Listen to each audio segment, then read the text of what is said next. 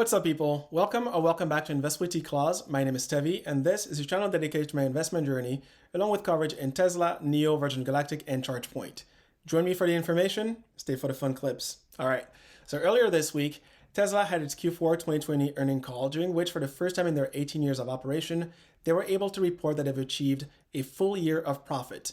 Big milestone, major accomplishment, but despite that, the stock price is down nearly 10% at the time of the close on Friday. On top of it, you may have noticed that the market overall has experienced a pullback, and to the tune of 3% in all major indices, or more than 3% actually. So we're talking the Nasdaq, Dow Jones, and SP500. And really what this means is that all the gains that we saw in those three major indices over the past month, as of the close of Friday, have just gone poof, disappeared. So what caused all the market volatility is probably one of the questions you're asking yourself. And secondly, why has Tesla dropped nearly 10% when you consider that they had what seemed to be a great earning call? Answering those questions is going to be the focus of today's video. So I'll start with a recap of what's going on around the GameStop stock and how the battle between individual traders from the Reddit subgroup Wall Street Bets and Melvin Capital, which is a big hedge fund, is causing a big portion of the ripples that we're seeing in the market today, or that we've seen all week. Then I'll get into Tesla specifically, and we'll watch a clip of the post-earning coverage, and I'll add some commentary where I see fit. And finally, I'll wrap things up with the weekly performance review, gain or loss by percentage for the portfolio. All right, so let's get into the video. All right, so what happened? To understand what happened here, we have to do a little bit of background, so we'll step back a little bit. On one hand, we have Melvin Capital, which is a big hedge fund, and sometime last year, they decided that they wanted to establish a position or short position on the GameStop stock. And the reason why you would want to short a stock is if you believe that the company is going downhill and that the stock price will be dropping. By establishing a short position, you're able to profit as the stock price lowers. Now, it's not illegal. We could argue if it's ethical or not, but not illegal. And it's actually a pretty common practice. On the flip side, you have the Reddit subgroup called Wall Street Bets. And it's a group of millions of individual traders that came together and hatched this plan that they were going to try to induce a short squeeze. And if you're wondering what a short squeeze is, it's essentially when a stock price rises sharply as a result of strong buying pressure on a stock that's shorted. And as the price rises, short sellers who were betting that the stock price would go down have to start covering their position. So that brings in more buying pressure, right? Because there's more people buying the stock, which then pushes the stock up significantly. I'll link the article in the description below. And that plan that those guys put together is nothing short than genius. I mean, it's masterful. Go read about it. It's a little long, but it describes in details exactly what they were going to do. And this was 4 months ago when they came up with this, right? And they've executed to the T.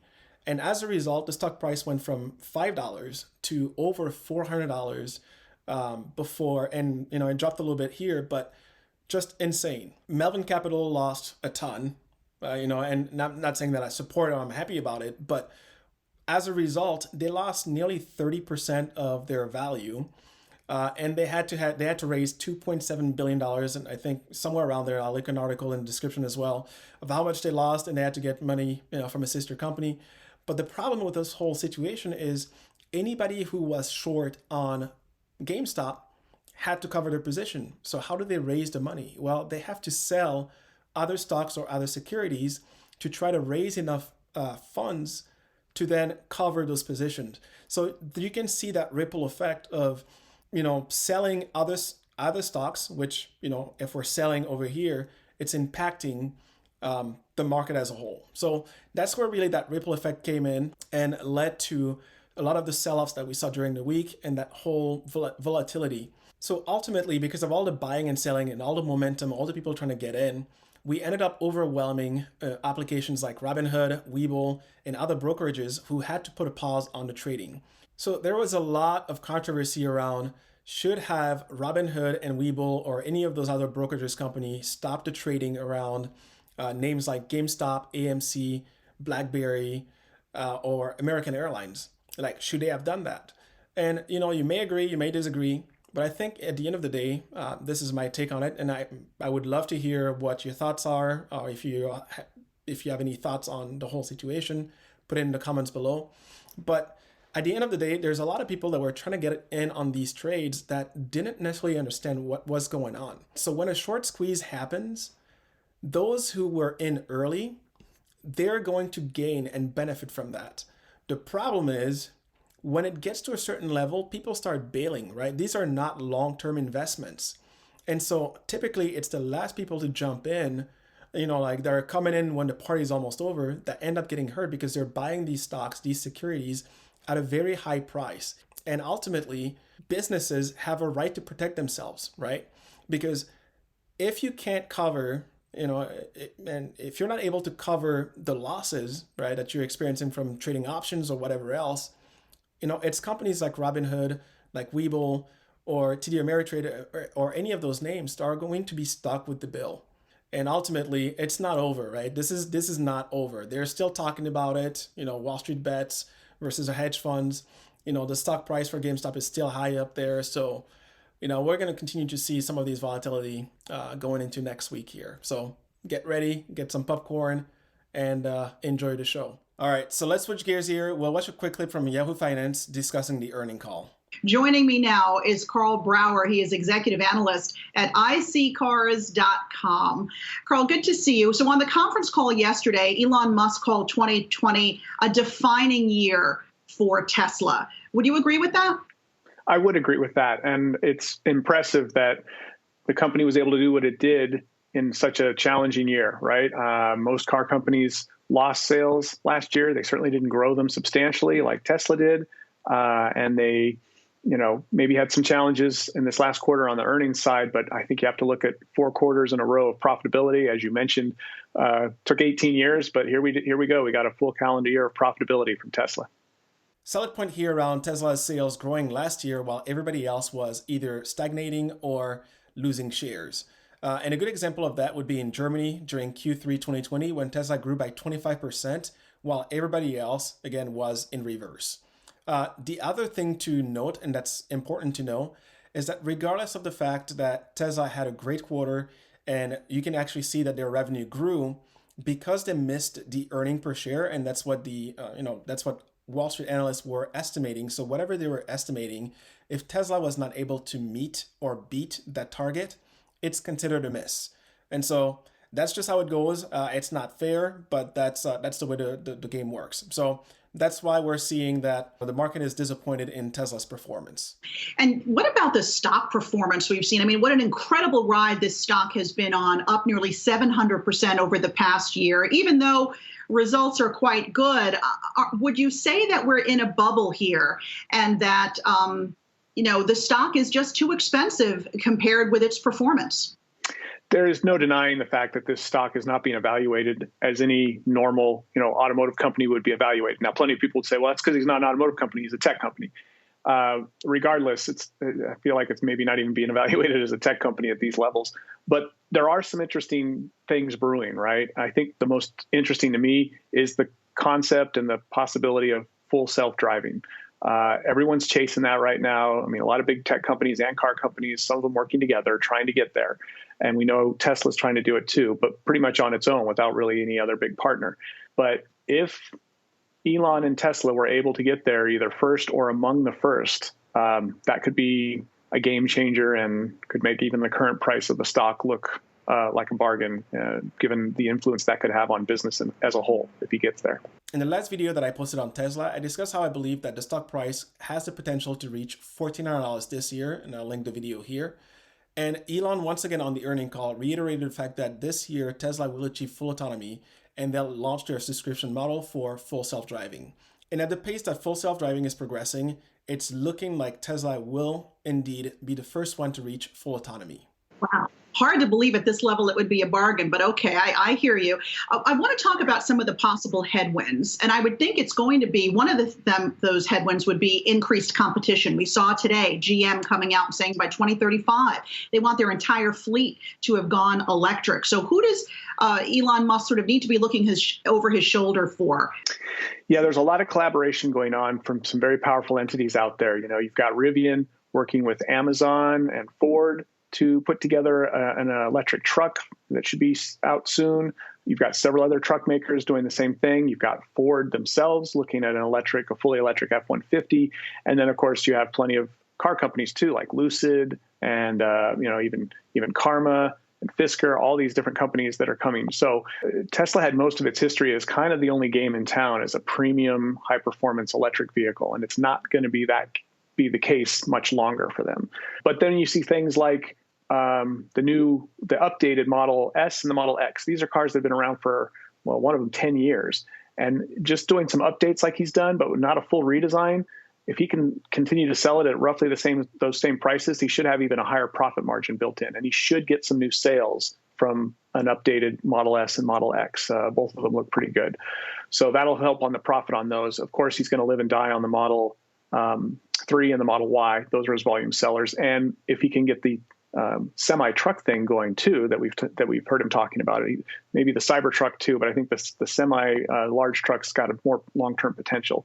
These are all things that could help keep him certainly in the game and maybe even a little bit ahead of the game with these competitors that are coming. But Alexa, the next few years is going to be very interesting. It's going to be a lot of competition.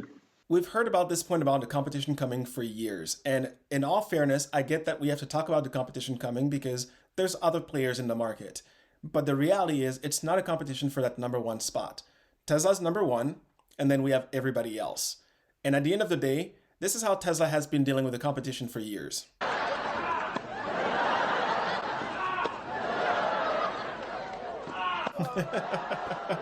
That last one where he just tries to just push it over the head, that reminds me of the attempt that Lucid had last year with the Lucid Air. Now, don't get me wrong, I think it's going to be a great car, and that's honestly the first true competitor to Tesla that was able to come out with range that was beyond what Tesla had up until then. Well, within a month, not even, Tesla came out and said, wait a minute, we have the Model S Plaid, and that will go even further than the Lucid Air. Not only that, the performance will be better and the price will be lower. Well, now, at the time, Tesla had promised that it would have the Model S released and available for purchase by the end of 2021. As it turns out, during the earnings call, we found out that the Model S Plaid is actually starting deliveries this month. You can order it now, and in February, you'll be able to take delivery. That's just insane. That's the reason why in December, they shut down the production lines for the S and X because they were retooling everything and getting ready to launch it now, essentially. So this is what happens every single time. The competition gets close or thinks they're getting close, and then Tesla just jumps leaps and bounds. As it stands right now, there's nothing south of $1 million that will compete with the Model S on performance, technology, or range when it comes to EVs. What about, I would imagine a tailwind is going to be the Biden administration. Do you think they're going to be a little more EV friendly to the overall space? They are. I think that the Biden administration will prove to be a more friendly atmosphere. Think about the fact that President Biden's already asked for a replacement of 650,000 federal vehicles to become electric vehicles. There's a built-in market right there that a lot of automakers would love to get a hold of as a way to guarantee those EV sales versus having to hope the market embraces them when they come out. And then, of course, you have China and Europe, who are already well down the path to putting big incentives on electric vehicles. And China is the biggest market, and they're pushing hard. And he's got his production facilities there that he put up in record time. He's got another one going up in Europe, and he's supposed to have production capabilities starting in Austin, Texas this year as well. So there's plenty of production capacity for Elon and Tesla if he can ensure that there's the demand for it. And I think Biden and some of these other factors with China and Europe should help ensure that too. The demand is absolutely there. A great example of this was in China when the entire production capacity for Q1 2021 on the Model Y was sold out within the first week of the year. Second example of this would be our police stations or police forces around the nation are making the transition to EV and choosing Tesla Model 3s as their fleet vehicles. And I'll link the article, one of the examples in the description below. And the third one here, a bit more speculative, but if you consider that the Cybertruck is going to be the only vehicle that's coming from the factory armored, I wouldn't be surprised if it became the official government vehicle for the presidential motorcade or other government officials getting around just for safety reasons. So let me know in the comments below if you believe that the Cybertruck will be adopted by the government and bring a ton of sales for Tesla in that manner as well. All right, so it's time for a weekly performance review, looking at the gains or losses by percentage for the week. And I'll turn on the screen recording here. So you can see on Monday here that we are off to a decent start. So 5.11% in pre-market, and then it dipped down to 1.95. But then I ended up Monday in a fairly positive note, so 0.065. And going into Tuesday, we climbed. We saw some of that volatility heading into Wednesday. And actually on Thursday is when we hit the bottom of the market. We were looking at 7.90% in the red. From there, it shot back up and it was looking pretty good. You know, I was pretty happy here at this point. We're looking at 11.54% at the top before it fizzled out, and we ended the week at negative 0.161%. So when we look at everything, nothing fundamental has changed about Tesla. The drop in price is due to market sentiment around them missing the earning per share, as well as, you know, some of the drama around GameStop. So I expect that as that blows over, we'll go right back to where we were and further beyond. All right, people, this will do it for today's video. I hope that you found the content insightful and enjoyed what I had to say. If you did, drop me a like and share with your friends, as it greatly helps the channel. Also, remember to subscribe and hit that notification bell so that you don't miss any future content. As a reminder, I post every Sunday and occasionally during the week. With that said, stay humble, hustle hard, and I'll see you in the next one.